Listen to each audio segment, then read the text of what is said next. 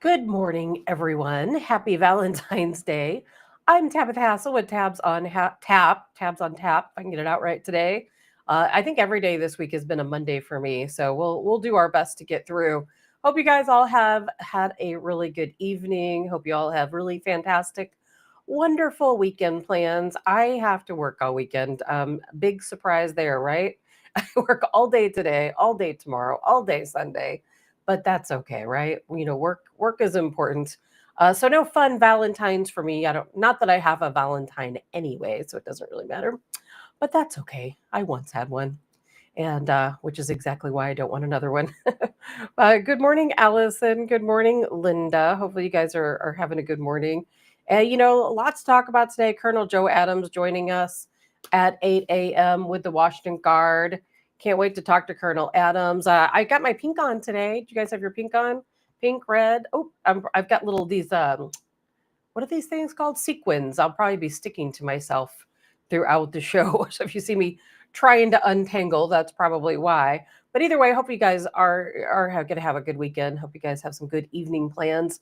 Different things to go over today. I want to talk about some, obviously, the successful nominations of our MAHA. You know what MAHA is, don't you?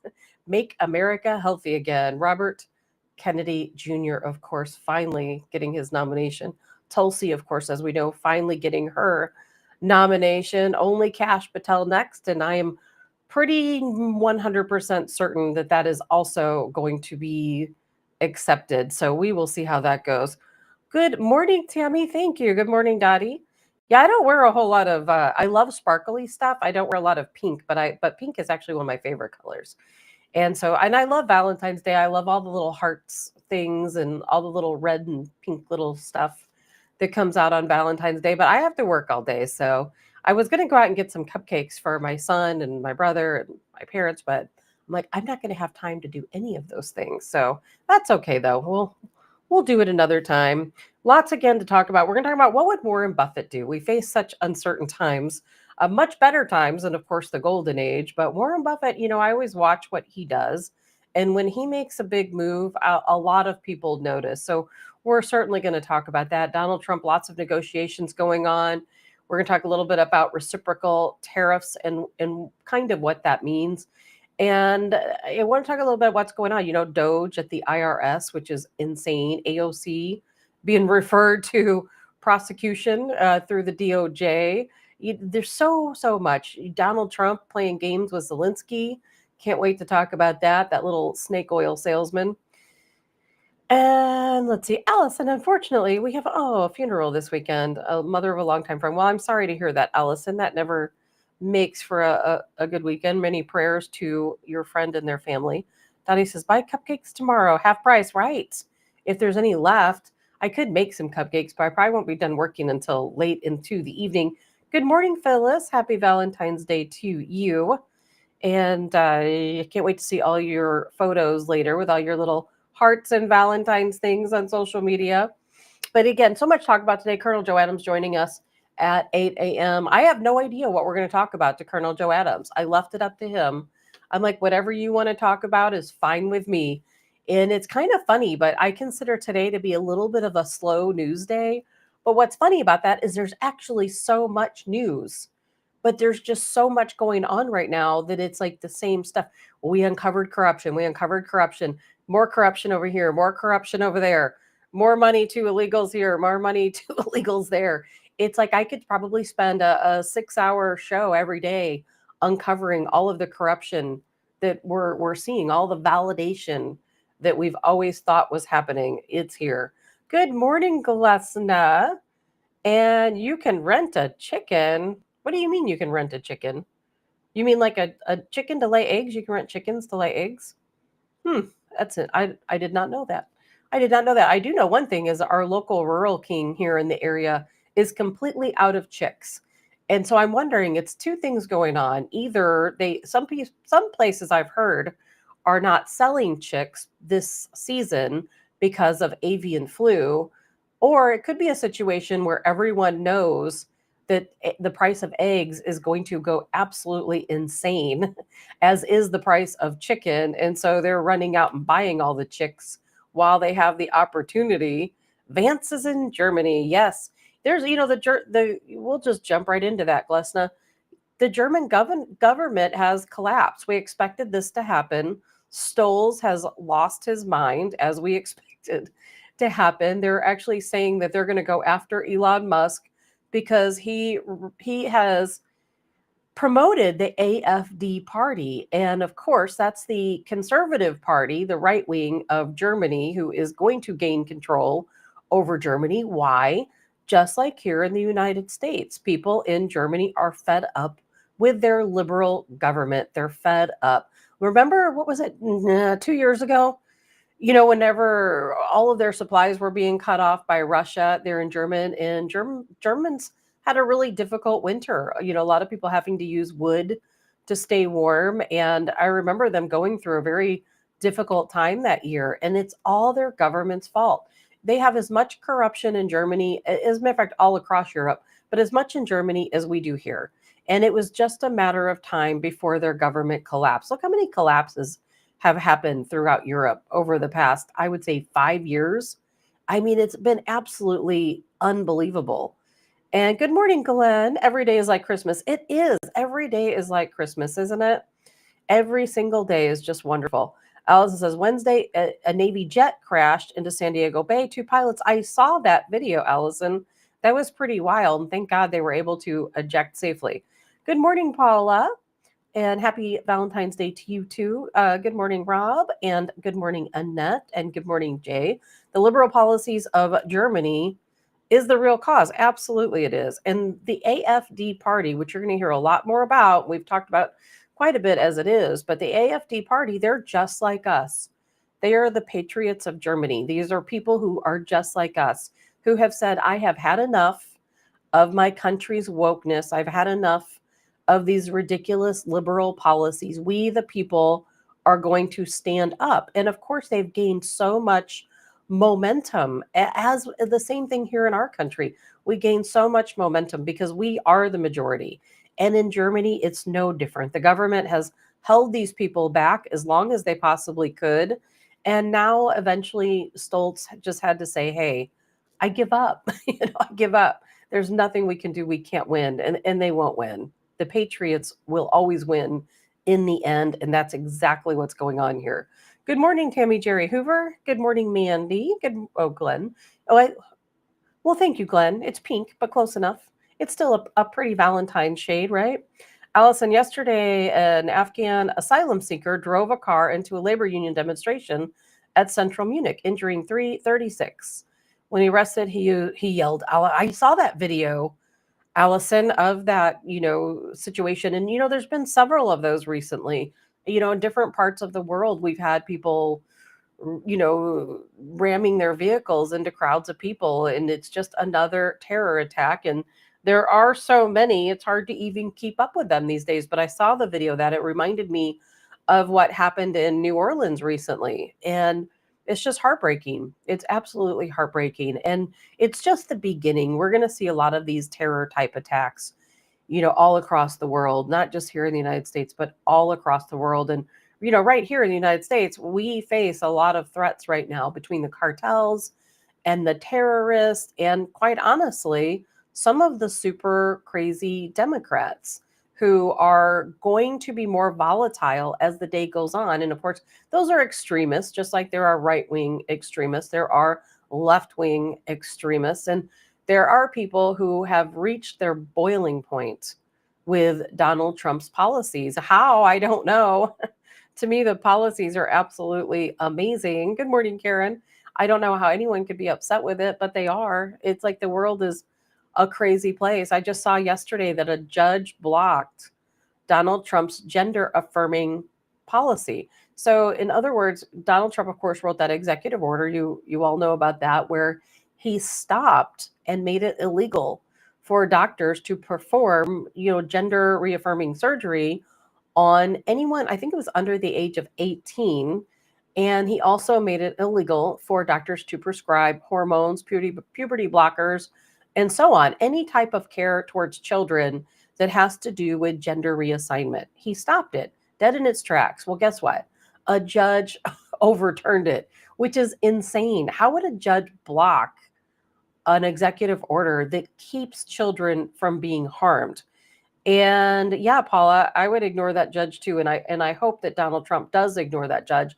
And I hope that he prosecutes any doctor or any parent that allows their child to go through any type of gender affirming care. I really do. And then, and I post on Facebook, which goes to Threads. I don't really even know what Threads is, but somehow I'm connected to something called Threads. And somebody over there made a comment, and they said, oh, how could you say such a thing? Children have the right to make up their own minds. I'm like, seriously? And of course, I blocked that person because anyone who could think that is definitely not somebody who's going to be commenting on my posts. It's absolutely insane. Good morning, Jamie Lynn. It's absolutely insane. Think about this. These are children. I should have saved the video for today, but I know we don't have a lot of time because we have Colonel Adams joining us soon. But if any of you were here with me that day, I played a video. It was a video of a child who started gender affirming care when she was 10. And at this point, she was it a she or he? I don't even recall. That's how crazy this is that I don't even know. And this child was going in to have some surgery done. And he was scared and said, I don't want to do this. I'm scared, blah, blah. And the mom's like, oh, you'll be fine. You'll be fine. Don't worry about it. It was like the parent was forcing this child to go through with a situation that they were really scared to do. And at that point, I thought, this is abuse. We know it's abuse. It is abuse. And any doctor, any healthcare practitioner, any pharmacy, that doles out these medications to kids, they all need to be prosecuted. It is absolutely child abuse. Now, if you're 18 years old or older, really, I think 21, but we'll say 18. If you're 18 years old or older and you feel like you should be a different identity or a different gender, then go for it. If you want to remove your breasts, or if you want to start taking puberty blockers so that you never reach puberty as your own sex, then you know what? Well, I guess they've already reached puberty, so that argument wouldn't really work too well. But if you want to go and have surgery or take hormones, whatever your situation might be, go right ahead. You're an adult. You can do whatever you want to do.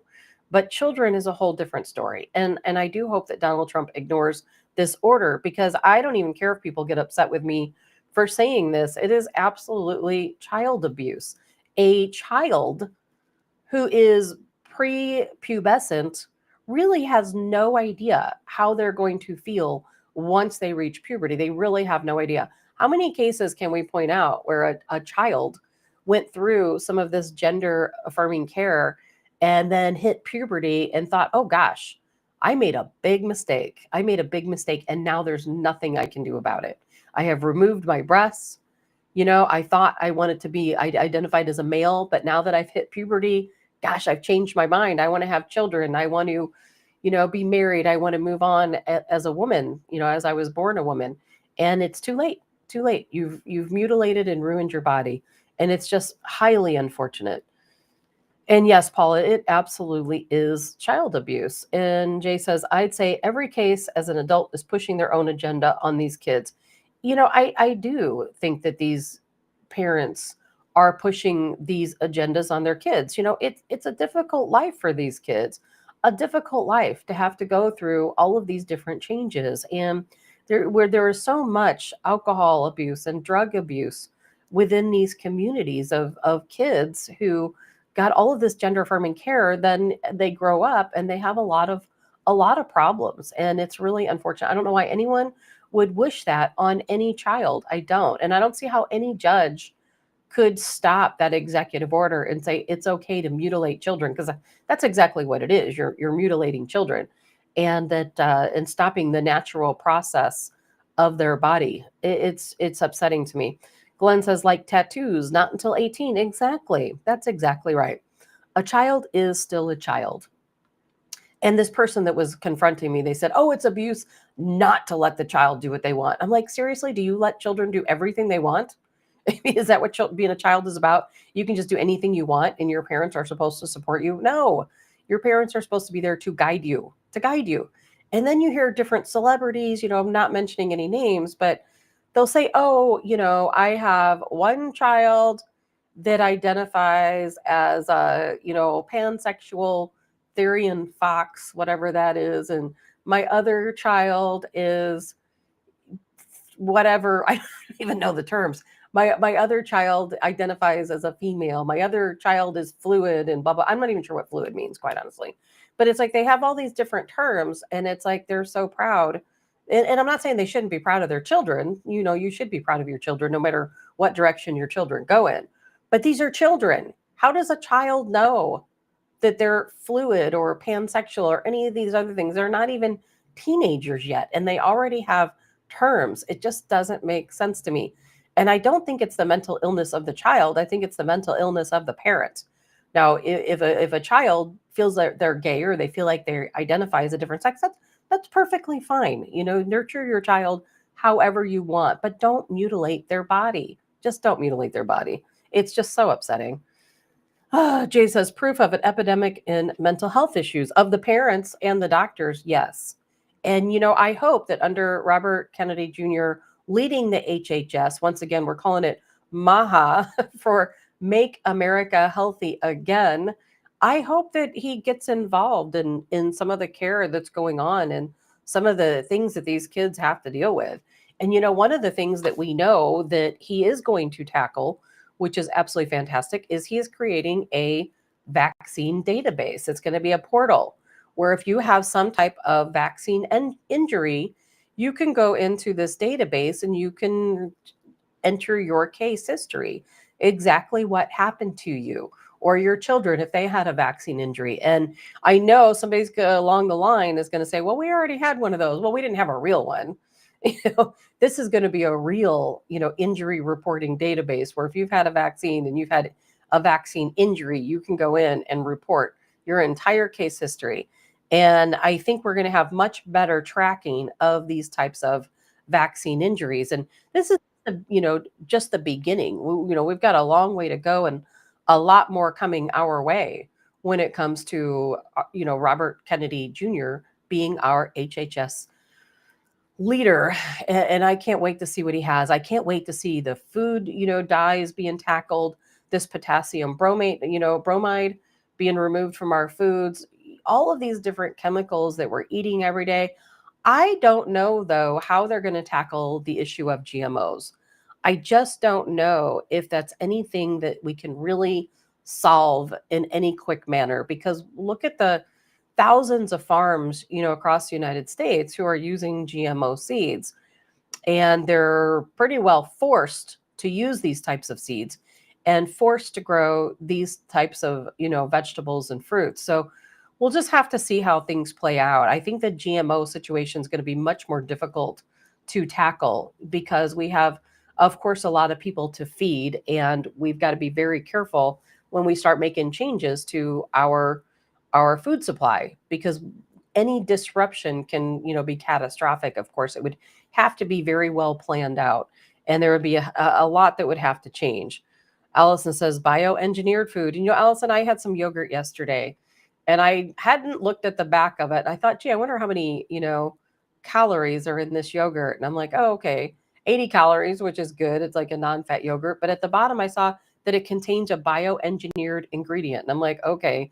And I'm thinking in my head, like, it's yogurt.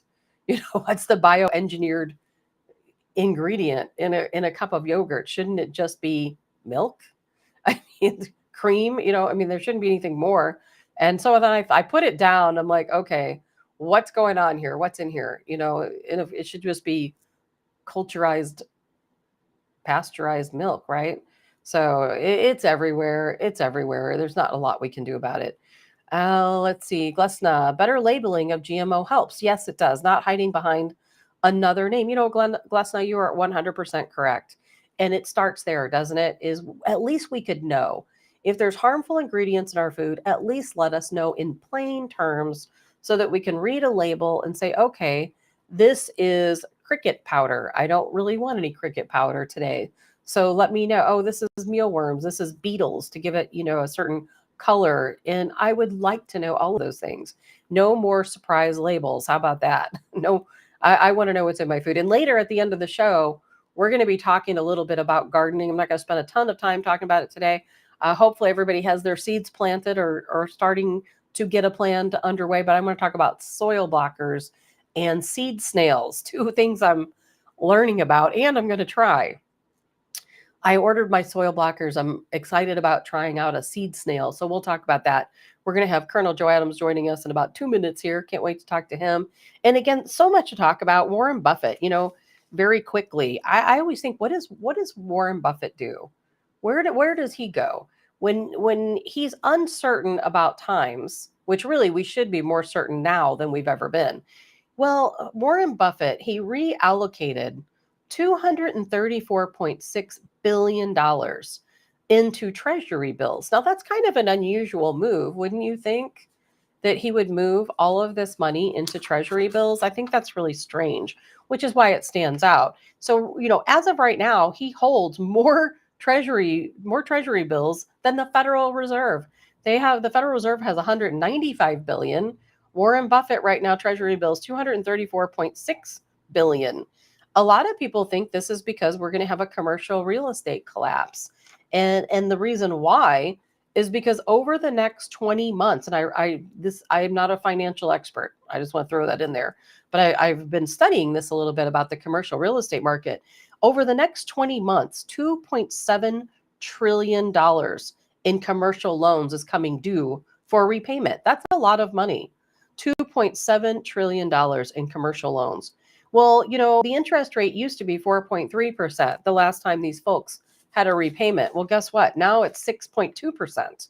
And a lot of these businesses are operating at a deficit when it comes to this interest rate. So a lot of people are saying, well, maybe Warren Buffett knows something about that's getting ready to happen with a commercial, real estate market. And are we going to have a commercial real estate collapse? Something certainly to watch and to keep an eye on. And we know that with all these federal workers who are no longer employed by the US government, we're going to have some empty buildings, aren't we? We know that after COVID, a lot of people never went back to work. A lot of empty buildings there, leases down. And I know during COVID, it hit the commercial real estate market pretty hard. So we'll see what's coming. Keep an eye on Warren Buffett. We're going to grab Colonel Joe Adams here to join us. Can't wait to see what Colonel Adams has to say today. Good morning, Colonel Adams. How are you doing this morning? Of course, Colonel Joe Adams of the Washington Guard. Good morning to everyone. Oh, there you are. I was just walking through the house. Something happened to somebody in Allison's family. Oh, I think she said a friend's family. She has a funeral this weekend of a friend's family, I believe she stated. Okay, Allison. Well, I'll see Allison tomorrow at the muster. Corruption, huh? I stopped watching the news. Because there's so much corruption in the news that some of the other stories are getting sort of put on the sidelines. Yes. But before we talk about the massive corruption, I mean, this is unbelievable. I mean, this is historic. I don't know if it was made public knowledge yet, but about the January 6th people who were incarcerated and arrested and all that. I don't know if people have been talking about that. Do you know? Has anything been said about in the news about Mark McCloskey and the January 6th people? Have you heard anything? I haven't heard anything. I know that several people that were involved in January 6th that were pardoned by Donald Trump are being rearrested on state charges and being picked up. But I haven't heard anything about the McCloskeys. Is there something new that we should know? Yeah, I met with Mark a few days ago, and it turns out that he's been hired, and also I don't remember the guy's name. It's kind of a weird name. Donald Trump's former roommate when he was in military school. They've been hired. So Mark McCloskey and Donald Trump's friend have been hired to look for reparations for the January 6 people. So they're taking case by case by case. So right away, McCloskey got 1,000 cases on his desk, and they were doing research. Give you an example. Somebody got caught with a video camera, and they end up doing 3 months in jail, wrongfully, by the way. Then what is that worth? What's the reparation for that? And he gave me an example. He says, like, they have one guy that was incarcerated, And he gets up in the morning, and his 4-year-old daughter is standing in the window with red dots all over her as they raided the house. Oh my So, God. oh yeah, I mean, think about that. But he remembers walking into the room and seeing he's all these red dots bouncing off his 4-year-old daughter in the window, and of course they took him away. So reparations is going to be based on what they went through and the severity of how they were punished. So I haven't watched the news about that. So anyway, whoever Donald Trump's former roommate was is now working with Mark McCloskey on reparations for the January 6th people.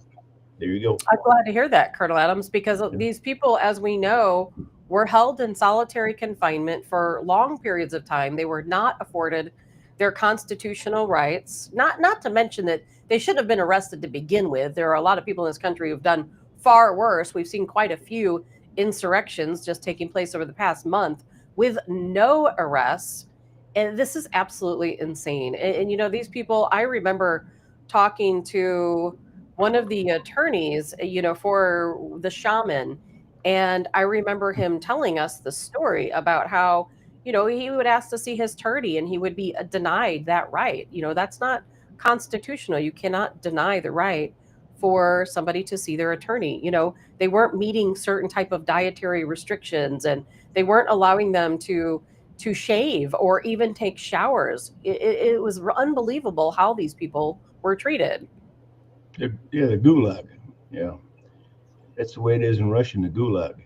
Uh, Lots of things. This corruption and the big word, the word of the day is kickbacks. So recently they interviewed Zelensky, and he said on the record that Ukraine's only received 75 billion of the 177 billion that was sent, and Yes. he has no idea where the rest of the money went to. Do you believe him?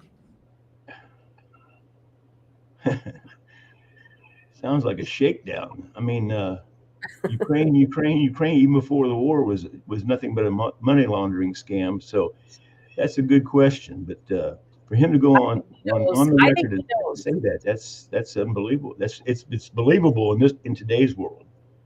I think he knows exactly where the money went. And I believe that, we just talked about this the other day on the show. And I believe that Zelensky, he started out when, was worth about, at the beginning, before the war started with Russia, he was worth about $44 billion. Now I'm hearing it's over 60 billion. So how did this man amass this wealth?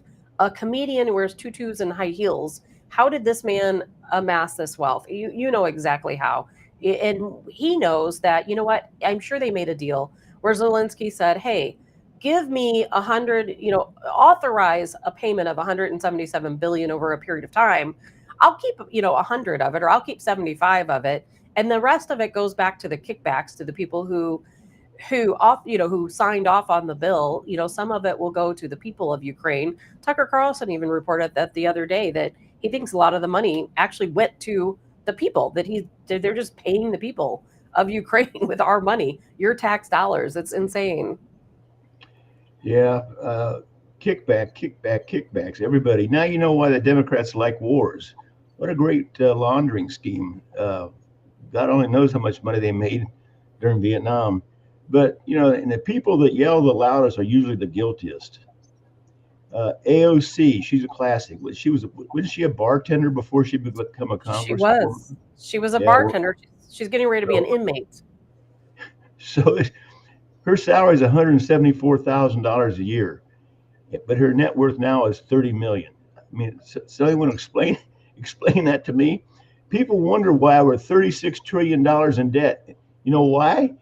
The politicians have stolen it all. At the same time, Biden hires 80,000 new IRS agents to further shake us down. I mean, these people are evil, unscrupulous. I mean, it just goes on and on and on. Yeah, and Uh, AOC, Colonel Adams, she's probably going to be imprisoned soon. She's been referred to the Department of Justice for prosecution by Tom Homan for impeding law enforcement by posting websites and giving tips to illegals and how they can avoid ICE. And there's no question she's getting kickbacks. And quite honestly, she's a fraud anyway. A friend of mine in New York City who ran for district attorney in Queens was a guest of mine one time, and he told me that, you know, he knows exactly where AOC's office is, and that's her official office in New York City. But she lives in upstate New York. She doesn't go anywhere near her office. She's never been there. There's no furniture. The lights are off. It's just all a fraud. Aren't they wonderful? And we let them get away with it. Well, We did. Does anybody out there know about the current update on the JFK files being released? Soon. I don't. Representative Florida Rep Anna Paulina Luna is going to be investigating through she's going to comb through those reports during part of her investigation and release all of that information to us. I guess they found another 2,400 files they didn't know existed. Anyway, so you have to ask yourself, why is Donald Trump so adamant about releasing the JFK files? Has anybody thought about that? Let me tell you why. There was some information leaked on my birthday, January the 30th, 2025, that they know who assassinated JFK. They know what group was responsible. I won't go into that. But the reason JFK was assassinated, it wasn't by Fidel Castro and the Bay of Pigs. It was because JFK had already signed, and they referred to it as a warrant. He had signed a warrant to dump the Fed and go back to the gold standard. And the World Banking Association and the deep state, as they refer to, even in the 60s, they're talking about the deep state. They couldn't have that. And of course, JFK had several other things. Oh, Colonel Adams, if you can hear me, you froze. As far as civil rights and all that, and he just got out of control. Yeah, they killed him, and you can use your imagination who. But if the things that are being released are what I saw, and then so what I'm saying is Donald Trump feels it's important to release the JFK files and the truth because Donald Trump's in the same position. He wants Americans to know if he's killed, why he's been assassinated. Not this Lee Harvey Oswald crap. You know, they even had several Lee Harvey Oswald's bodies. When you hear about bodies, it's lookalikes. All those trips to the Kremlin and Moscow and in Mexico, that's all crap. Those are lookalikes. So anyway, I'm not going to say much more on that until to see what is released. But Donald Trump's sending a message to the American population: if I get assassinated, it's because I'm going down the same road as JFK. And of course, they had to kill Bobby Kennedy because he was going to pick up the ball and continue the game that his brother started, and they killed him too. You know, until his dying days, Sirhan said he never remember even killing Bobby Kennedy. And who was the girl in the red dress inside there with Sirhan that vanished shortly after the shooting? So lots of unanswered questions, but it's in there. So well, anyway. It is. And you know, Colonel Adams, one day on the show, I don't know, it was a couple weeks ago, I played a video clip it was an audio clip actually that was released as part of the JFK files that, you know, have been uncovered. And in that clip, I'll have to play it again someday. In that clip, it was very clear that they stated that Lyndon B. Johnson is the person who was behind, who ordered the assassination of Kennedy, and that it was a CIA operation. And they talked about it in pretty great detail about how Johnson did it, why he did it, and so on. And whether it's true, I don't know, but it was a narrated clip from the files that were released. And, you know, I believe it personally to be true, of course, but we'll find out a lot more soon. Well, you know, one of the first things that Johnson did as soon as he was sworn in was reverse the warrant they refer to about closing the Fed and going to the gold standard. That's his first duty. That's the first thing he did right off the bat was resign JFK's resolution to close the Fed. First line of business. So anyway, yeah, a tangled web we weave when we try to deceive them, but they've been caught now. This is historical. Top Ukrainian officials said that Mitch McConnell got $86 million from the money that was being sent to Ukraine. And I wouldn't be surprised. That's this. I don't know who this top source was, but they're talking. The Ukrainian official are coming forward and say, "Hey, Mitch McConnell got 89 million, and Chuck Schumer got 66 million." I've got that here. As a matter of fact, I've got the whole list. Let me see if I can pull it up really quick. I've got the list here of exactly who got what. And we have Nancy Pelosi. Let's see here. Oh, well, you know what? I take that back. It wasn't their kickbacks. What I have here is the corruption. It was just talking about Nancy Pelosi has a salary of $223,000, but yet her net worth is $202 million. Mitch McConnell, his annual salary $200,000, net worth $95 million. Chuck Schumer, annual salary $210,000, net worth $75 million. Elizabeth Warren, annual salary $285,000, net worth $67 million. I'll tell you, Colonel Adams, you know and I know that's your money. You know, you're paying their salary. You're giving them millions of dollars. We all have. Now the question is, are they going to have to pay it back, or are they going to go to prison? I say build a gallows. That's what they deserve.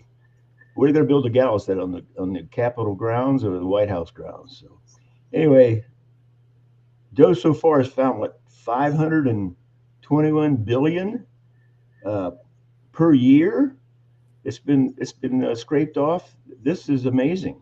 I mean, these people they all deserve to go to prison, if not worse. And now in turns right around, and Biden hires 80,000 new IRS agents to continue the shakedown. My God, and they wonder why we're $36 trillion in debt. Well, there's your money. Well, yeah. Right there. And look what Donald Trump has done. He's taken those 87,000 agents. Well, those 87,000 agents, Colonel Adams, they're now going to be down on our southern border arresting illegals. And it's been passed on. Yeah. Well, we've got Donald Trump in the White House now. We'll see what happens. Now, don't forget, Donald Trump and Elon they work for free. They work for free for people who's been stealing our money for all of these decades. And they complain about Elon not being a public servant and all that kind of stuff. Well, they're insane. The people who scream the most are the guiltiest. And they think it's okay. They want the world to hate Donald Trump, but not be accountable for the money they stole. We're a part of it, so they deserve what they get. And I hope they get a lot. So. And we'll soon find out, because DOGE, the Department of Government Efficiency, they're at the IRS right now. They arrived yesterday. They're camped out. They're doing their thing. We're going to find out. And the reason why they're at the IRS is exactly, Colonel Adams, because of the kickbacks. Donald Trump has assigned them to go through the IRS files of all of these folks who've gotten kickbacks to find out where did the money come from. And that is exactly what we're going to find out. And then guess what? Donald Trump has promised us he is going to read to us himself the names and the amount of money that these people received in kickbacks. It's coming. I said this one time on your show, just before January 6th riots that happened. I was told by a confidential source inside the White House that Donald Trump had already issued and signed off on 110,000 warrants. But I never could find out who the warrants were for. 110.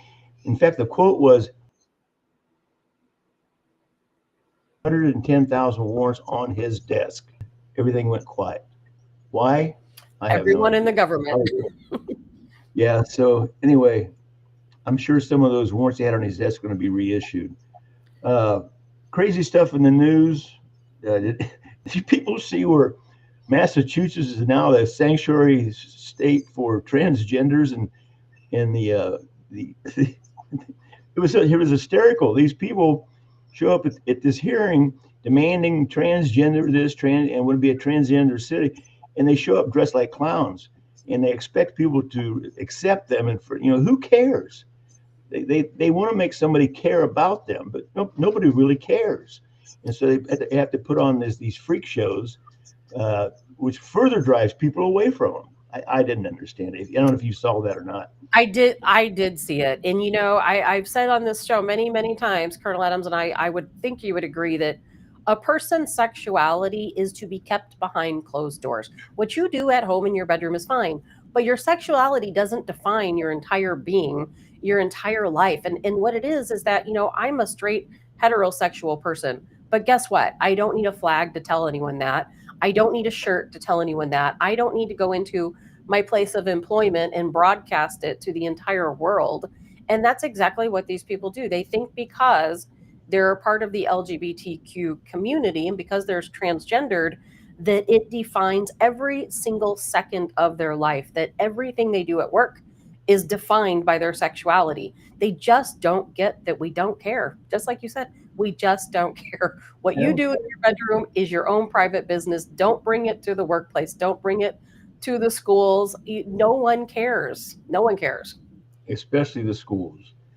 Anyway, I better make some phone calls. Uh, oh yeah, Dodge is asking a lot of questions on Elizabeth Warren's in hot water. Uh, As I she guess should be. I'd like to say hi to Paula Hart, and I understand that she's listening in today. Uh, I got one more thing for you that I've never released before, and I discussed it with Deanna, and she said, "Why not?"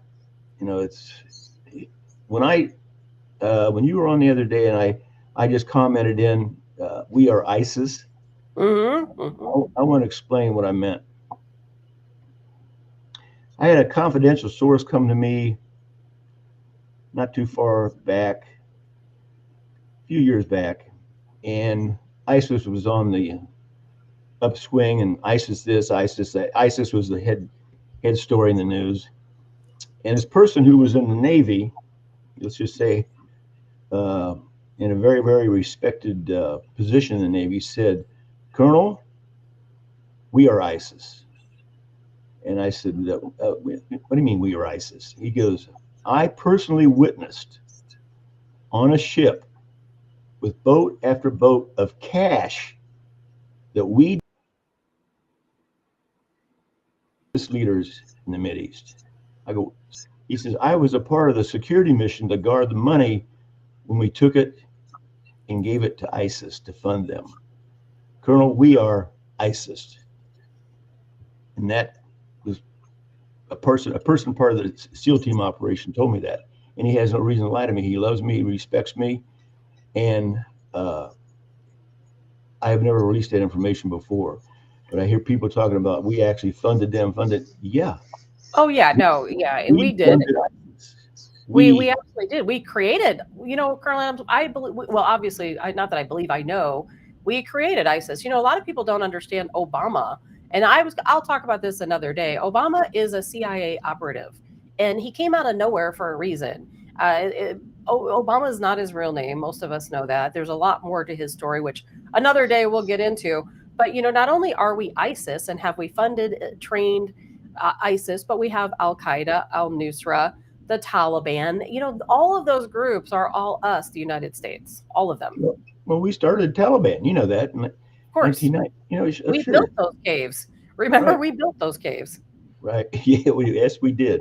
Anyway, that's all I've got for today, and I appreciate your time. The Washington Guard listeners out there, I'll see you tomorrow at the muster. And remember, when you join the Washington Guard, you're never alone again. Thanks, Tabitha. Thank you, Colonel Adams, for all of your valuable information and insight. We love having you on. Colonel Joe Adams with the Washington Guard. You can reach out to them at the WashingtonGuard.com. Happy Valentine's Day, Colonel Adams, to you and Deanna, and we'll see you next week. Certainly love having Colonel Joe Adams come on. And what I really love about Colonel Joe Adams, and I really wish he could stay on longer with us, is that I don't have anyone else to talk about this stuff to. And I love talking to him because he and I, if we were sitting across the table from each other, we could talk all day long about all of these different things that are taking place. And, because most people I know in my life, if I sat and looked across them at a table and they said to me, "We are ISIS." And I said, "Oh, yeah, we've been funding them since day one. Obama's this CIA operative, his code name was Renegade. And he was, definitely born in Kenya, like so many people say. Some say Sudan. And they would look at me like I was absolutely nuts. And not only that, but a lot of people can't even, carry that conversation because they just don't get it. And I love that Colonel Adams gets it. He always gets it. And he brings such valuable information to the show. And that's why I love, love, love having him as a guest. Perfect, perfect guy there. And I love his wife, Deanna, as well. And, if you want to reach out to them again, WashingtonGuard.com. They're having a muster tomorrow. And, even though we're living in the golden age, even though things are just fantastic here right now in the United States, this is the storm is coming. Don't think it's not. The storm is coming, and we're in for some harsh times ahead. There's no doubt. There's no way the deep state, I should say. I'm not even going to blame this on the Democrats. There's no way that the deep state is just sitting back, watching everything unfold, and they're just sitting back thinking, oh, well, we love all these executive orders. They're going to uncover all the kickbacks. We're all going to be facing prison time. They're going to force us to pay back all of this millions of dollars, billions of dollars that we've stolen from the American people. There is no way these people are just going to sit back and allow this to happen, to allow their deep state to be completely dismantled. So we have to always ask ourselves, what's around the corner? What's coming next? And I'll tell you, it's something. I don't necessarily know what it is, but it is something. We the deep state has managed to survive all of this time because they've managed to survive all of this time because guess what? Because they've become wealthy off the work of American people.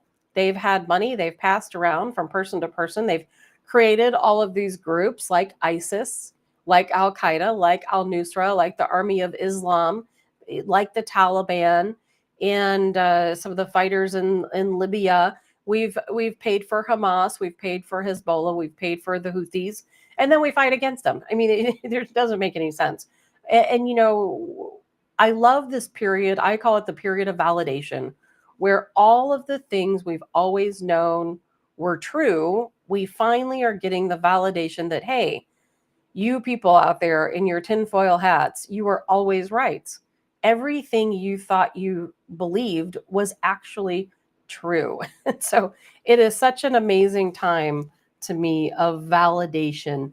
And none of us were crazy. We always knew.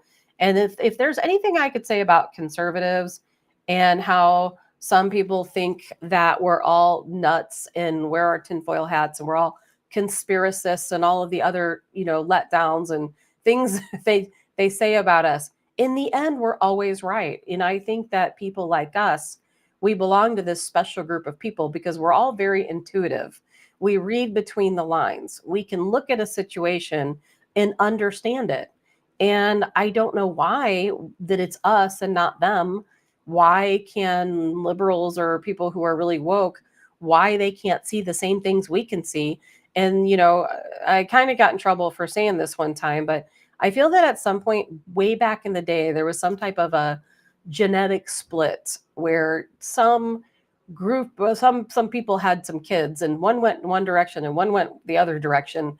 And we are no longer genetically linked because I think it's so strange that there's a whole group of people in this world, not just this country, in this world, who can't read between the lines. They can't look at a situation and see it for what it is. They're completely vulnerable. They're very naive. They're easily gaslighted. And that's just not us. And I think that's what sets us apart. Now, sometimes I wish I were one of them. I wish I could wake up in the morning and be blissfully unaware and go about my day and not worry about any of this stuff, not care that, I'm working every day and paying money to kickbacks to Congress and other lobbyists and other people in the government and the NGOs, non-governmental entities. But I do care. I woke up this morning at 3:00 in the morning. I just went to bed at midnight. I woke up at 3. I'm wide awake thinking about all this stuff. I can't help but think about it because I'm like, all of this fraud and corruption that's being uncovered. It's like, how can you not think about it? But yet there are people in this world right now who don't even want to know. They don't even want to know. They hate Elon Musk. They hate Donald Trump because they're exposing the corruption. It just does. How can you hate somebody for that? Makes no sense at all. No common sense to me. And Robert said, trillions stolen. My guess, it's in the hundreds of trillions. Well, According to Elon Musk, in the end, it's going to be in the quadrillions. It's going to be an astronomical number. And I continue to believe that the American people are going to get a payback. You can call it restitution. You can call it reparations. I call it theft. Money has been stolen from you, and now it needs to be returned to you. I continue to believe that's going to happen. Allison says, if you need a tax deduction, the Washington Guard is a 501c3. Yes. If you want to make a donation, the Guard it's tax deductible, if I can get that out. Thank you, Allison, for that. And yeah, and that's where I was going a minute ago. In these uncertain times that we're living in, a group like the Washington Guard, they have your back. And, at the very least, they can provide, some information to you. And Col Joe Adams and his wife, Deanna, they are just a wealth of information, as are the members of their groups. I've met, so many members, and they all, have their strengths that they bring to the Washington Guard, which is absolutely fantastic. And, there's going to be so much that's going to be uncovered in the coming days, in the coming weeks, the coming months. And I love it. I absolutely love it. I woke up this morning and I'm thinking, gosh, I got to get some show material together. But it's like, I could stand here for the entire show and do nothing but talk about all the money that's been recovered. All of the CIA operations we've paid for. And, it's so much that I feel like there's no news because there's too much news, if that makes any sense. And, there's just a lot being uncovered. And as we see DOGE, the Department of Government Efficiency, at the IRS, man, we're going to find out some stuff. And like I said yesterday, I hope that all of these people who have stolen from us, and that's exactly what it is, it's theft. They've stolen from us. Are they going to have to pay it back? I think they should. They need to pay it back or they need to face prison. One or the other. Because again, I read this list a few minutes ago. Chuck Schumer, net worth $75 million. Elizabeth Warren, $67 million. Mitch McConnell, $95 million. Nancy Pelosi, $202 million. When DOGE combs through the tax forms of these folks and many more, I hope they go through with a fine-tooth comb and they say, okay, this is the amount of money that these people stole from you Americans. And this is what we're going to be paying back to you because it's owed. This money is owed to you. And Elon Musk, like I said yesterday, and I'm going to continue to say, Elon Musk himself has said, you know what? This money belongs to the American people. This is money that should be written out a check, sent to the American people, money that was stolen from them, people who went through a lot of hardships because the government stole from them. And I couldn't be more thrilled with everything I see that's going on every single day. Good morning, John. And I missed a few of you while Colonel Adams was on. Good morning to all of you that I didn't say hi to. And Allison, fraud and corruption in Medicare and Medicaid. Yes, I was just reading. Where did it go here? I don't have a lot of notes today because I figured we'd be chatting with Colonel Adams and not a whole lot of different craziness going on today. But I have it here somewhere. 22. Well, I don't know where it is, but I remember $22 billion, $22.6 billion. I have somewhere written in my notes that was allotted to illegals for home loans, vehicle loans, and business loans. But the thing I'm going to take out of the news article that I read, they're not loans. This is money that was given to them. And remember, there was a time when the bank said that, hey, if you're in this country illegally, if you're an asylum seeker, come to us. Bank of America was a big one, U.S. Bank. Come to us. We'll give you a loan. You don't need to prove that you have an income. You don't need to prove that you're a United States citizen. Just come on in. And we'll give you a loan. But it's not a loan. They can't pay back money they don't have.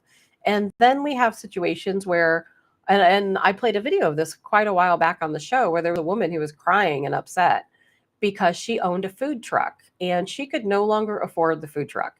And so therefore she had to sell it. Her dream, the food truck was her dream, but she was forced to sell it for financial reasons. A guy came in to buy it with cash, $25,000 in cash. And he told her, she goes, oh, this is so nice you want to do this. He's like, well, it's free. And she's like, what do you mean it's free? And she goes, you're paying cash for it. And he said, oh, yeah, but the government gave me this money. They gave me $25,000 to start my own business. This and she was like in tears and crying, and it was so awful to see this take place. And yes, the government gave this guy who is here in our country illegally $25,000 to start a business. And he is not the only one. He is not the only one. There are special types of forms that these people can fill out to where they get car loans, home loans, and business loans that do not have to be repaid back, which is exactly why I said I took out the loan part of it, because it's not a loan. They're giving this money away. Your money given away to people who entered our country illegally. And then we ask ourselves, why are there millions of people crossing our border illegally? Well, this is exactly why. It's no longer about the, American dream. It's about the American handout. It makes me sick. Paula says, when Elon was talking about payments being made, even if it was fraudulent, was mind-blowing. And Paula, it's so interesting to me that so many people don't even know he said that. They don't even know, particularly Democrats. I talked about this a little bit yesterday, where the Consumer Protections Agency has $711.5 million in their account. That's money that belongs to the American people because they obtained that money by suing companies for fraudulent activity that took advantage of Americans. And so therefore that money belongs to the American people. So when Elon Musk went in, they audited the Consumer Protection Agency, and now, of course, their top person being fired, which is kind of being held up in court. And they're wanting to, of course, Trump dismantle the Consumer Protection Agency. Why? Because they're taking advantage of Americans. And yes, Donald Trump is going to make sure that these institutions, are held liable for charging outrageous interest rates and so on. That's without saying. But yes, Elon Musk said this $711 million needs to be divided up, and it needs to go out to the people. But Democrats don't get it. They don't see that part. And John says, I'm normally sleeping this time of day, but I took the day off to go get my daughter. Oh, at Purdue. Well, John, have a safe trip on your drive to Purdue. Paula says, now we can see why they went so hard after Trump. You better believe it. Before the election, they didn't want their grift exposed. You got that right. And yes, Annette, it is disgusting and criminal. Let's see here. And Joe says, but that's racist. Yeah, you got to be careful what you say, because, of course, it could be construed as racist. Isn't everything these days? And, we're living through quite the time. This is all going to go down in history. There will be books written and movies made as long as we can keep Trump in that seat, because I'll tell you, we know every day is a challenge probably for him to survive, because they don't want this information uncovered. It's like, I just keep wondering, like, what's happening in George Soros's home? What's happening in the Obama home? What's happening in the Clinton home? All of these people sitting around thinking, just waiting for the ball to drop, right? Waiting. And, I know they feel like they're untouchable, but I think they have to feel a little bit vulnerable with Donald Trump in charge, because he is so unpredictable. And that is what's great about him, is that he's unpredictable, and you just don't know what he's going to do. Now, Hillary Clinton should have thanked her lucky stars that back in his last term that he didn't arrest her. And it was on his mind to do all of this back then, and he didn't, and he should have. And I think during those 4 years when he had to sit on the sidelines, I think all he probably did was sit around and think, man, they really screwed me over. I was easy on them, and then they screwed me over. So not this time. This time I'm going after them. And he's doing everything we elected him to do and more and more. I never thought in my life I would ever see all of this taking place. Never would I have ever thought that we would have this restructuring of the government taking place.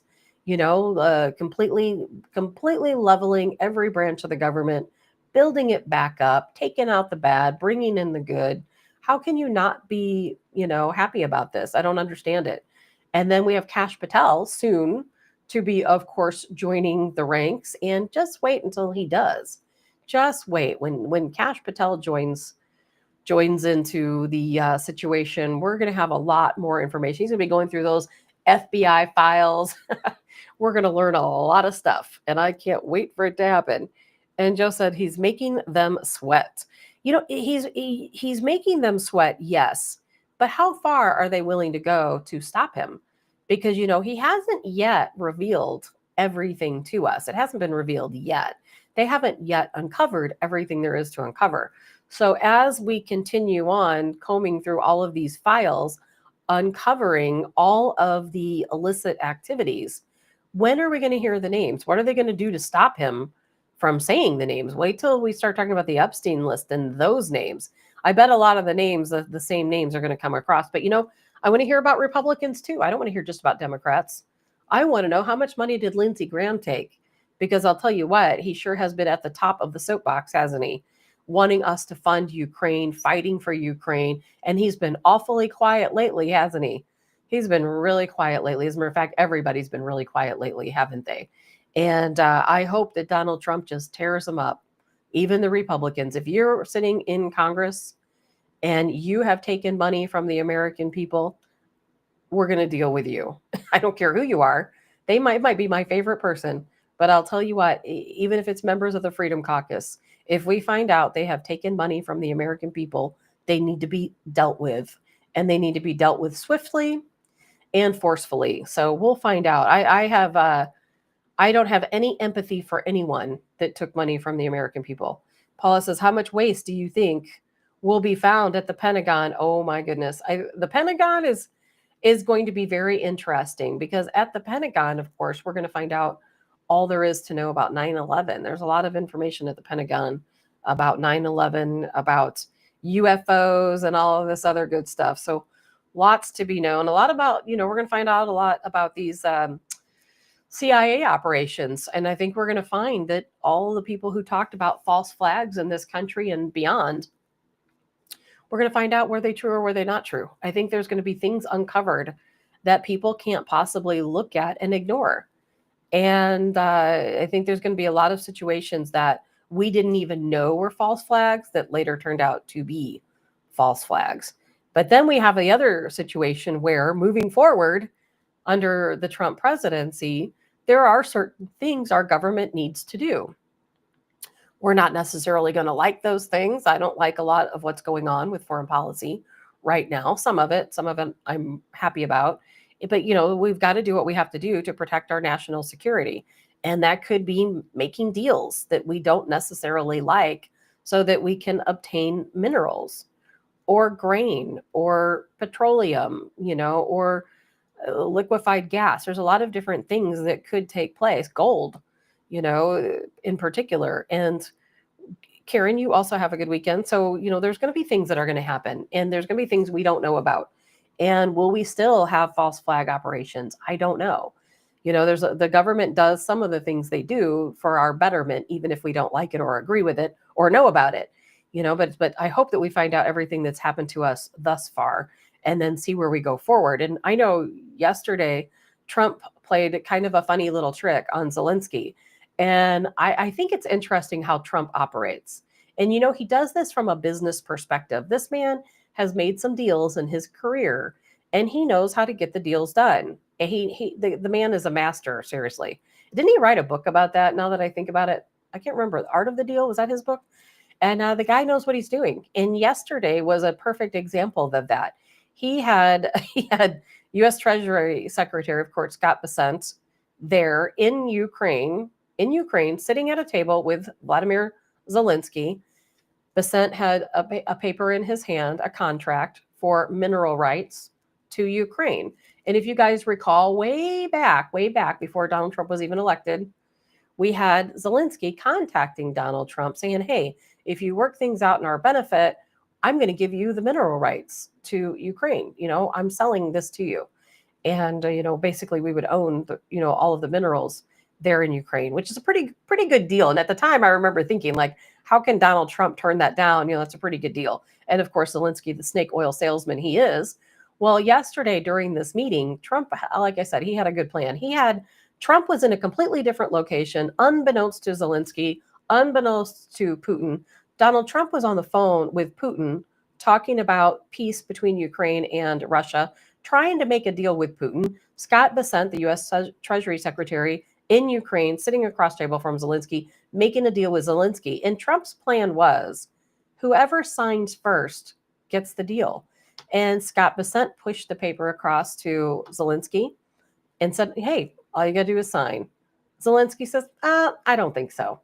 I'm not ready to sign today. Maybe tomorrow, maybe, in a week, but not today. Well, guess what? Game over for Zelensky. Donald Trump, being on the phone with Putin, got word that Zelensky refused to sign over the mineral rights, which he was, trying to sell us for quite some time. And guess who got the better end of the deal? Putin did. So now we're going to see how all that works out. They're all meeting today. Ukraine is over. It's done. That's what led to the collapse of Germany's government, which we talked about earlier. And Moscow, they suspended the Moscow Stock Exchange for a period of time because it literally signaled the end of the war. And we, the United States, being in favor of Russia.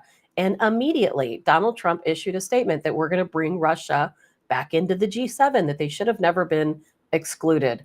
And it was a pivotal day of news because of this information. And some of you may or may not understand the importance of what took place. And the war is going to be over. Ukraine will be no more. It'll be divided up, amongst different countries. And we've paid for Ukraine. We've literally bought Ukraine with our $175 billion. And that's just what we know about. There's probably a lot more than that. So it's over. It's over for Ukraine. It's over for Zelensky. That's it.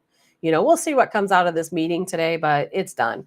I'm sure Zelensky, he didn't read the hand very well, did he? So Donald Trump, again, great deal maker. What a good plan to have talked to both of them at the same time, make them both the deal and see who accepted the deal. Whoever accepts the deal wins. Fantastic plan on Donald Trump's part. And so it'll be interesting. Paula says, President Trump plays chess when Zelensky is playing checkers. Man, Paula, that is the statement of the year. You've got that right. And we'll see how it all plays out, but it's going to work out fantastically for us. And, when you go back to the situation that's taken place, Ukraine started the war. Of course, liberal news, wokeness won't want to tell you that, but Ukraine started the war. They started firing on the people in the eastern region in Donbass and Luhansk and all of the Russian-speaking people. They started tearing down their churches and their monuments and persecuting them religiously and cleansing them ethnically. And they started this war. This war started a long time ago, back in 2008, really, then even worse, 2014, and eventually it led up to where we are now. So it is all on the fault. And I don't even want to blame it on Zelensky. Zelensky's a puppet. We put him in place. Our government did, the deep state. If anything, maybe Obama and all his minions will move to Ukraine and they can start their own little government over there. How about that? They can have it. They can have it. We're not spending any more money, I hope, on Ukraine, at least until Zelensky's gone. I don't have any problem with the people. So some other things going on, as we talked about earlier, AOC potentially being prosecuted. And again, she had this website where she was doing these, and I know Robert talked about it earlier, these little seminars about how to avoid ICE. It's like, what is wrong with her? And of course, Tom Homan referring her case over to the Department of Justice for prosecution. We'll see how that works out. She'll be sitting in a jail cell, I guess, next to Hochul, is all we can hope. Something else that came out of some of these audits is we talked about the 22.6 billion, of course, going to businesses. What was it? Oh, there was $100 billion. $100 billion. Again, my notes are not very good. I just remembered off the top of my head, I guess. There was $100 billion that went into Social Security payments to people without Social Security numbers. 100 billion, was it 100 million, 100 billion? But can you imagine us paying people? How hard is it for people to even get their Social Security payments? And everyone worries about Social Security. Democrats are like, oh, Elon Musk, he can't get into the Social Security system. God forbid, he might see your Social Security number.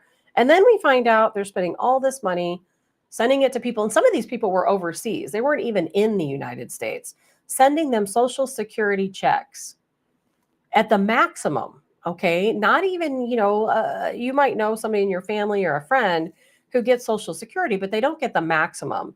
They might have the lowest amount or somewhere in the middle. Well, these people who are fraudulently do not have a Social Security number, fraudulently receiving Social Security payments, they're getting the maximum amounts, which is absolutely unbelievable. And yes, and it does. It keeps coming. There's so much going on, so much money being uncovered. Allison says the Missouri Attorney General needs to look into the St. Louis hotline to report ICE activity. Yeah, they do, and there's a lot of cover-ups, and I think they're going to be working their way down city by city and seeing who is impeding these arrests and who is not, and I think they're going to start prosecuting the people who are. I think with AOC, we're going to see the same type of thing happen. If you're out there impeding police actions, you're going to be prosecuted, as it should be, as it should be. I know we don't have a ton of time left, and lots of other things we're going to talk about. One of the other deals Donald Trump made yesterday, which is actually really significant with India, is that we, the United States, are now going to be the primary supplier of oil and gas to India, which is just a huge good positive thing for us. And reciprocal tariffs, if you know what a reciprocal tariff is, and also bringing money back, that's going to bring money back to the United States. We pay on average a yearly fee of $370 billion in taxes to other countries because they tariff us through these VAT taxes and different things. They tariff us. Well, we're paying $370 billion in taxes to all these different countries. And what we're bringing in is only 57 billion. That's all we get back. So we are going to force these reciprocal tariffs on other countries, very similar to a VAT tax. So therefore, if China is tariffing us with 15% on whatever types of goods, we're going to turn that around on them, and we're going to say, okay, well, we're going to, right back to you with these reciprocal tariffs. I think it's a pretty good plan. Allison says, I heard 2.7 million in improper payments to Medicaid. I haven't heard that yet, but Allison, I'm not surprised. And thank you for telling me that, because I had not heard that yet. Doesn't surprise me at all. The fraud that has taken place in this country. It is absolutely unbelievable. And it's not just the fraudsters, it's the fact that your elected officials are stealing from you. And I hope that point gets across so well to so many people.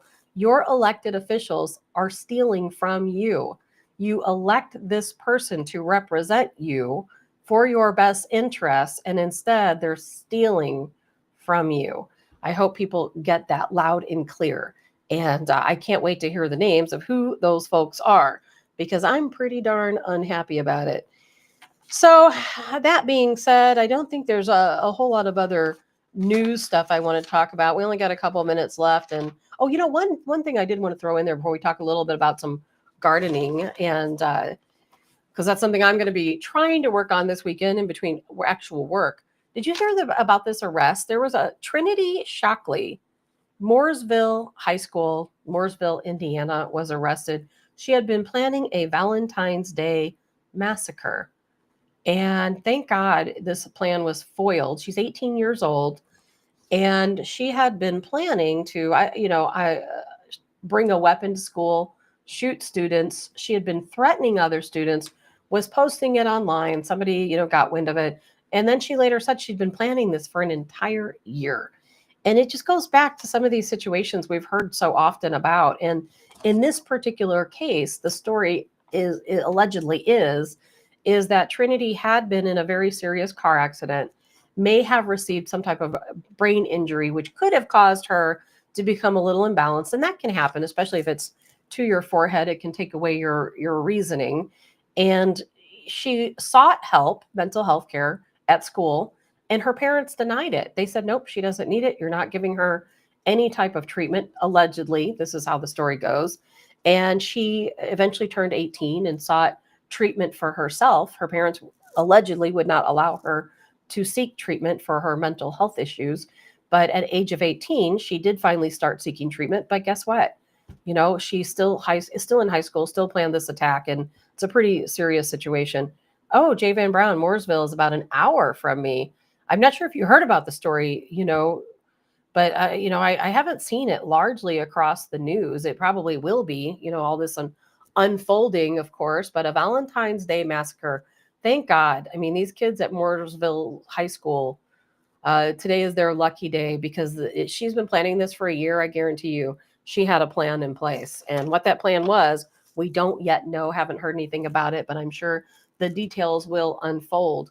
And what type of mental health care situation she was facing, I don't yet know. I saw some photos of her and a little bit of video, and of course, it's difficult to tell. And it's just unfortunate that any parent, if your child comes to you or comes to the school and they say they need treatment for mental health illness of some type, that the parents would deny that treatment. It doesn't, to me, that's also child abuse. Forcing your child to have gender affirming care, like we talked about earlier, is definitely child abuse. Refusing your child to seek mental health care help when they really need it is also child abuse. And it's a crazy situation. But again, we've only got about 6 minutes left. I wanted to talk a little bit about gardening before we run out of here for the day. I have to work today, so I don't have a lot of time to run over. I work tomorrow, Sunday, but I'll be back on Monday. And well, of course, I can't even imagine what's going to unfold over the weekend, especially that situation we talked about yesterday with Hamas and how Hamas has until noon tomorrow. I don't know if that's our time or their time to turn over all of the hostages. If not, we're going to unleash something on them. I don't know what that something is. I haven't heard Donald Trump talk about it anymore or any further. So we'll have to see what happens tomorrow. It's kind of like, meeting in the town square at noon. What's going to happen? We'll find out. But gardening, that should be at the top of everybody's mind right now, right? How do we escape all this craziness as we become self-sufficient? And if you're self-sufficient, then a lot of this doesn't even matter. It just doesn't even matter. And so something that I've been looking into lately, and I don't know if any of you have tried this. I posted some stuff on social media. No one really said too much about it. And I know some of you are far ahead of me when it comes to gardening, far ahead of me. It's like I've bought everything, but I haven't done a darn thing because I've been too busy with work. But a lot of you probably already have your seeds started. You should have your seeds started. And a lot of people I know are already planting their onion seeds outside. A lot of people planting their carrot seeds outside. And what is it? I think you can plant celery right now, Brussels sprouts, broccoli, cauliflower, I'm hearing. Don't listen to me if that's not true.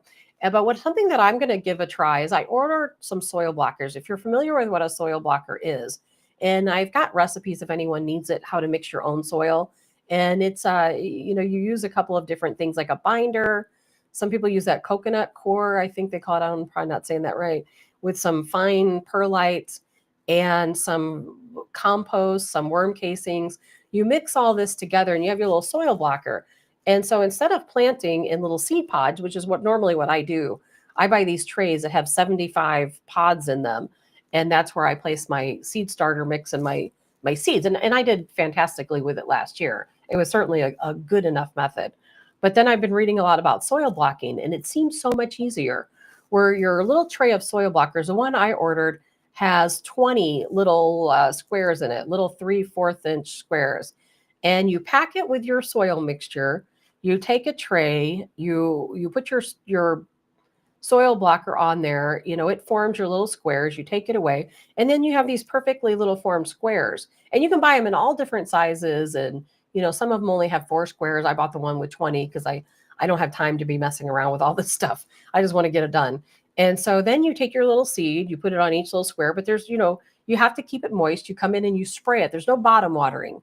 You spray the top of it once your seeds are in there. You kind of poke them down, spread the dirt over, and come in and spray it every day. Make sure it stays moist.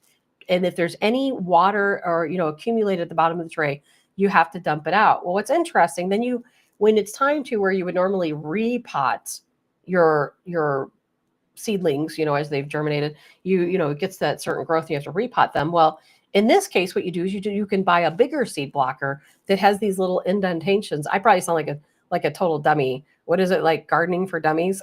Because I'm at the beginning level, so it is literally gardening for dummies. I'm the dummy. And what's so interesting about this little thing is it has these little squares, and it pokes down into these bigger squares.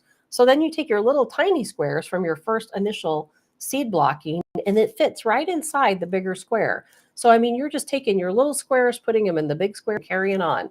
And it seems so easy to me. Then when it comes time to plant, and you can upsize these squares, a few different times.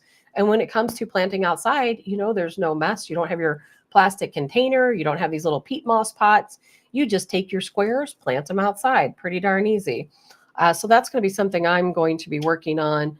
And then a seed snail. I don't know how many of you are familiar with seed snails. And I can't wait to try this. It seems to me like the easiest thing on the planet, the easiest thing. And you can use any material. I see people using like this foam wrap that you can buy at, let's say, Home Depot. Get this thing of foam. It's like a real light foam that you can roll up, and it's clear or clear-ish, and you can cut it into strips. So, or you can use plastic sheeting. Anything you can get your hands on, you can use.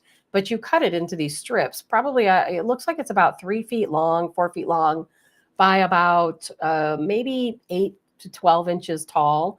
And then what you do is you take your soil, you spread this out on a table, you take your soil mixture and you pack it down evenly all along that strip of plastic or foam. And then you roll it up very carefully. Then you have this nice, neat little roll that kind of looks like a cinnamon roll. And you take it and then you just sprinkle your seeds around the top of that, pat them down, cover it loosely with dirt, put it on top of your tray, water it. And then guess what? Your seeds start sprouting up through this seed snail. And then when you're ready to upplant it or plant it outside, you just unroll it, untangle your little plants and plant them. I mean, it sounds so much easier than anything I did last year. Last year, I had these trays with 75 cells, and I would plant 75, tomatoes in this one, 75 beans or something in this other one. And I had hundreds of these things and individual cells, hundreds of individual cells. I think I planted like, I don't know, over 1,000 things last year, of which very few successfully grew. But then I was taking, when it would grow to a certain height, I would take it out and I'd up pot it to its own little pot. And then, if it continued to grow, I put it in its own bigger little pot.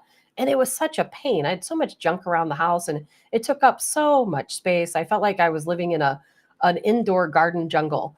And I can't do that this year. So I'm coming up with better ways. So I'm going to try out this seed snail. I don't know if you guys have. If you have, please let me know how it worked. And I wish I couldn't find a video of the seed snail or a video of the soil blocking that would allow me to post it to the show. They're very funny about what type format video you can post. Otherwise, I would have shown it to you. But as you guys know, I'm just learning about gardening. I am just learning, and I'm doing my best. Last year, I had a hit and misses. I had some really good tomatoes. I had a lot of powdery mildew, a lot of things I had to deal with, some bugs. And this year, things are definitely going to be different. And but I got to get busy with it. So I'm looking for ways to speed things up. And I think that soil blocking, I think that seed snails are going to be the way to go on a lot of the things I'm going to plant. It looks absolutely fantastic. And I don't know if seed snails have been around for a long time or if it's something new, I don't know. But either way, it is past my time. Thank you for bearing with me through my gardening talk. I need to have like an actual gardening expert come on and talk to us about some of this stuff because you do not want to take my advice. I'm in the learning phase, not the advice giving phase when it comes to gardening. So we'll kind of learn as we go. And I've learned a lot from you guys, by the way, from some of the things you've shared with me when it comes to your garden. So I do hope you guys all have a good weekend. Happy Valentine's Day again. I hope you guys enjoy the beautiful weekend. I know we have some cold coming through. So, certainly try to stay warm. I will look forward to seeing you all on Monday. And I'm Tabitha with Tabs on